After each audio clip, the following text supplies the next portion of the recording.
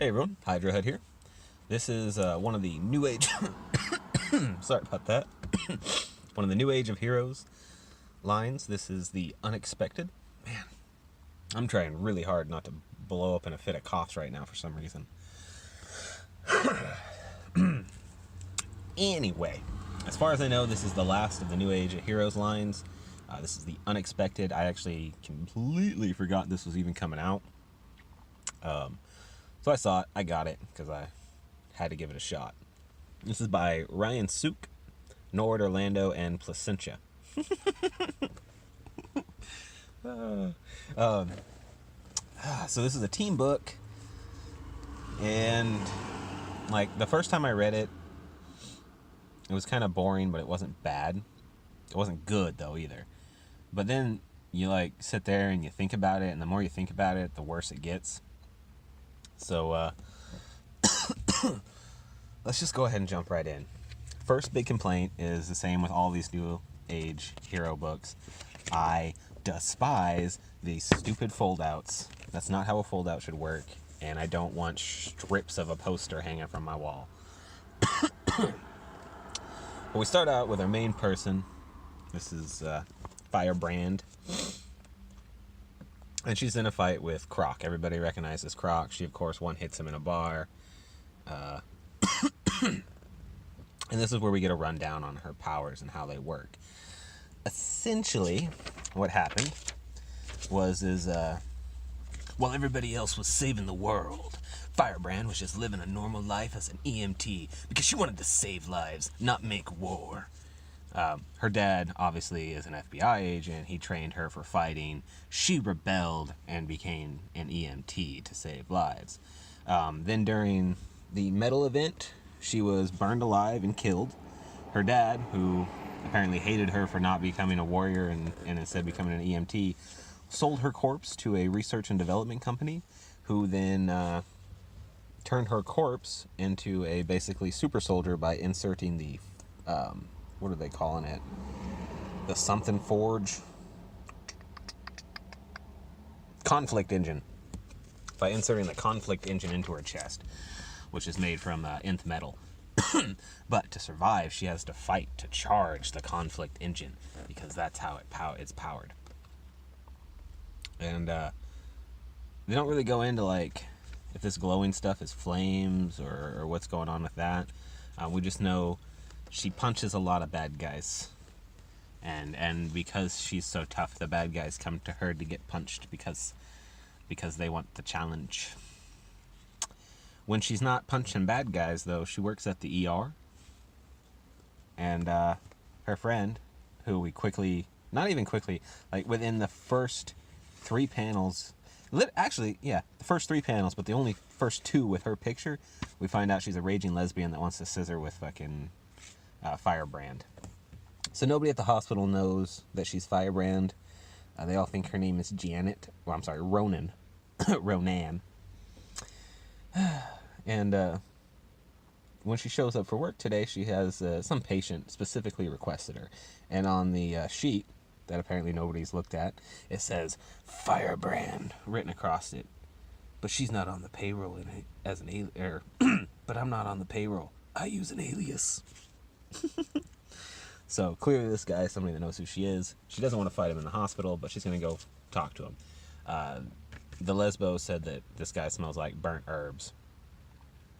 This guy is probably the best part of this comic. He looks like Macho Man Randy Savage. The way he talks is kind of stupid, and his last name's Alden Quinch. I think Quinch is a dumb name for a demon with this level of power. He introduced himself as Alden Quinch, a bad Samaritan. And I think Bad Samaritan is actually his supervillain name, because that's what everybody refers to him as, is either Quinch or Bad Samaritan, which are both stupid. Sorry, but they are. So basically what he wants is the engine that's inserted into her. I want your heart! And it's so that he can, like, make this deal with the devil. It's not super well explained. It's just we know there's a lot of demons involved, and he wants her heart for his own benefit, and he plans on taking it by force. So as he's about to rip it out, that's when the unexpected show up. So we got Big Blue, we got Rainbow Keanu Reeves, and you're going to see why I'm calling him Rainbow. We have Mocha Viking Judge. Her name's like Turrid or something. So it's basically the Burger King's Kids Club of adversity. They all know who this guy is. This guy knows who they are. And this is where we start finding out some of their powers. Oh! Sook, Nord, and Orlando are all storytellers. Gray and Wade von Grabacher on inks. And Placenta is on colors. Ryan Sook did the cover, though, huh? Why are you doing art if you're supposed to be writing? And why is your art so subpar? I really don't like when they do these multiple storytellers. I think it just destroys the narration throughout it. But that's just my personal opinion. So anyway, the mysteriously black Viking is, of course, extremely violent. She really likes to punch things, so she goes berserk on Quench. While that's happening, we learn a little bit more about her through the friends talking.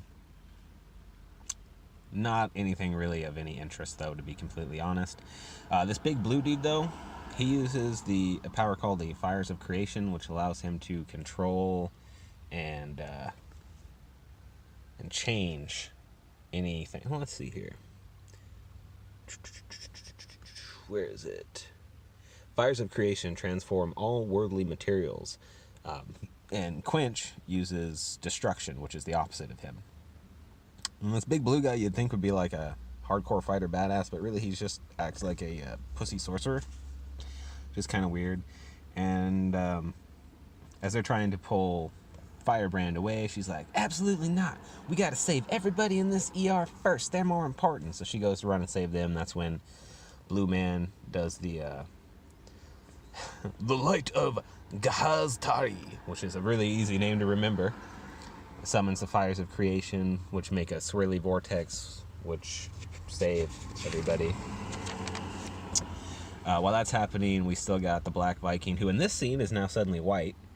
She's going to be changing colors, I assume, throughout the whole series for whatever reason. And she yells, "Aberration!" which doesn't really fit there. Aberration means out of place, essentially. So this guy hits her really hard and she screams, "Out of place!" or "Abnormal!" as she's getting blown through a wall. That's kind of a weird thing to shout out. Of course, they can't even decide what race she is, so I guess they shouldn't expect them to decide what she's saying.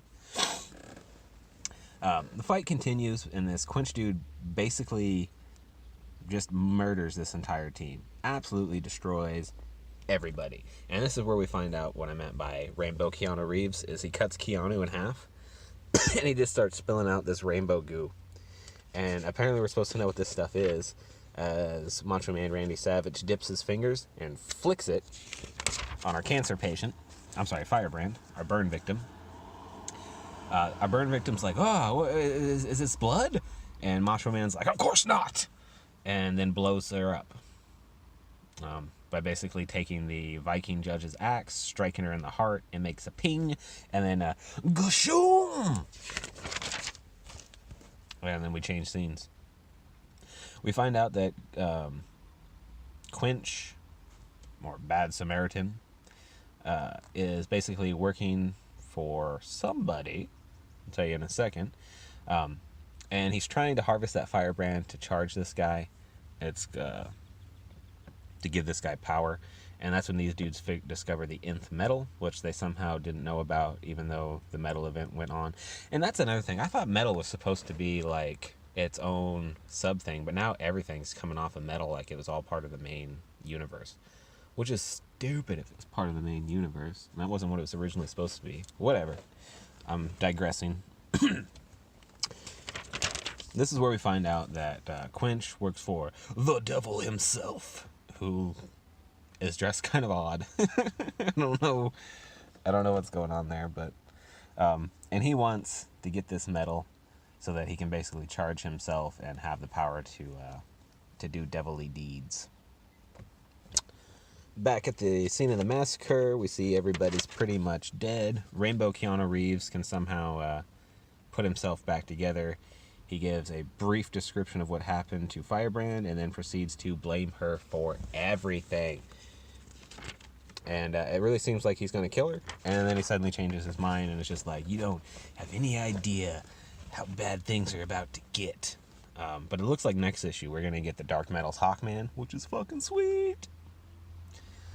So I might buy it just to see that guy. But all in all, this is not a very good story. It's got a lot of felt diversity. And when I say felt diversity, I mean it feels like they were just searching for things to shove diversity down our throat. It's something else. And then we get this little short story about the new Teen Titans. And I'm not really going to go over it. I'm just going to say the art looks good. The characters look stupid as hell. The actual interiors, like this stuff, looks stupid as hell. The characters, I don't know. I think it's going to be a fucking train wreck. But I'm sure there'll be plenty of people that like it because even DC's train wrecks are typically better written than the crap you're finding at Marvel. So, I don't recommend buying this. But by all means, spend the $2.99, check it out for yourself. Maybe you'll love it. I did not. Thanks for watching. Hail Hydra, baby.